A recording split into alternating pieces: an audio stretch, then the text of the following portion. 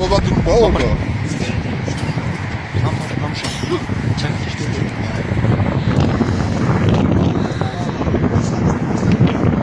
Salamlar, vaxtınız xeyir olsun. Biz Tərtər zərər çəkənləri Ombudsman Səbinə Əliyevənin qəbuluna gəlmişik və o bizi qəbul eləmir. Biz ərizə yazmışıq, ümumi şəkildə bir ərizə yazmışıq və bu ərizəni oxumaq istəyirik.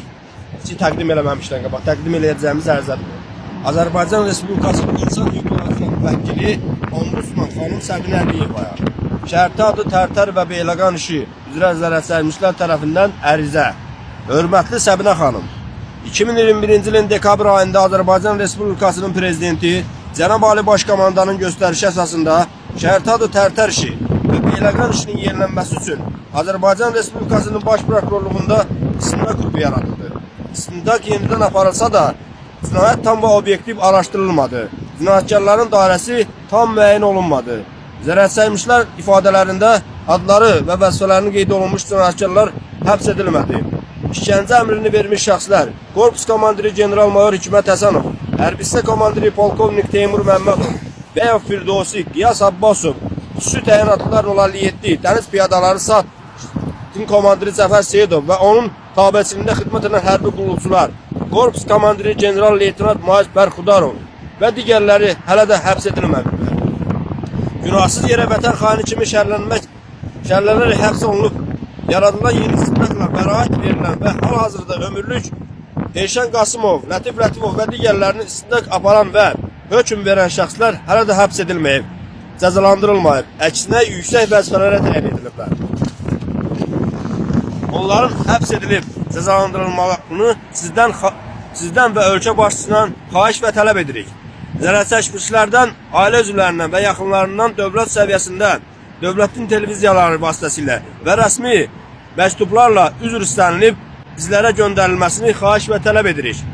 Şərti adı Tərtər işi və Beyləqan işində günahsız yerə işgəncələrlə vəhşicəsinə qətlə yetirilən hərbi qulluqçulara şəhidlik statusunun verilməsini xahiş və tələb edirik. Zərərçəkmiş şəxslərə dəymiş maddi mənəvi zərərin ödənilməsini, üzərlərindən 156 bəndinin xidmətə yuxusuzluğunun götürülməsini, itirilmiş illərin bərpasını, əmək haqlarının tam şəkildə ödənilməsini xahiş və tələb edirik. Lətif Lətifov və digərlərinin istintaqla aparılıb, həbsdən dərhal azad olunmasını xahiş və tələb edirik. Hərbi xidmət etmək istəməyən və xidmətdə uyğun olmayan şəxslərin ekvivalent öz maaşlarının miqdarında maaşlı işlə təmin edilməsini xahiş və tələb edirik.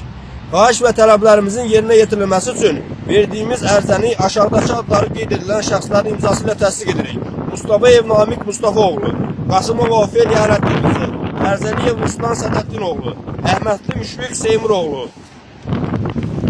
Başçalızadə Babək Tofiqoğlu'nun hüquq varisi Məhruz Edil Tofiqoğlu, Qadıqlı Murad İdadoğlu, Xalikli Eşqil Xalikoğlu, Emçiyev Rafael Nizamoğlu, Kazımov Turol Nazimoğlu, Həsənov Rahmet Qadıloğlu, Əsədov Səxavət Sahiboğlu, Seyidov Siyasət Baba Seyidoğlu, Quliyev İlhan Məhmədoğlu, Əsədov Hüseyin Kamranoğlu, Ətamov Məhməd Tırağoğlu, İbrahimov Kamil Vaqifoğlu, Mehdiyev Mirpaşa Zahidoğlu, Novruzov Yasin Elxanoğlu və bütün zərər çəkənlər.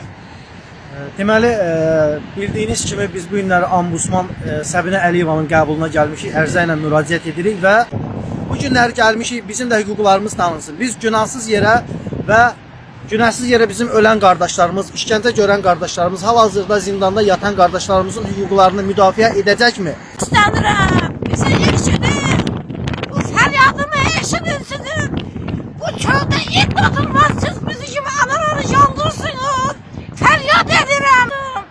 Siz bizi qəbul eləməlisiniz, mənim ağlım zindandan çatmalısınız, qorxun Allah'tan, ey Allah, ey Allah, dünyaya söz sağıram, mən balamı azadlığını istəyirəm. Mən bir söz də deyim, mən xalqıma müraciət edirəm, səslənirəm, gözəl xalqım, qeyrətli xalqım. Bu anamın səsinə səs verin, biz zərər çəkmişlərin səsinə səs verin, bizi tək buraxmayın.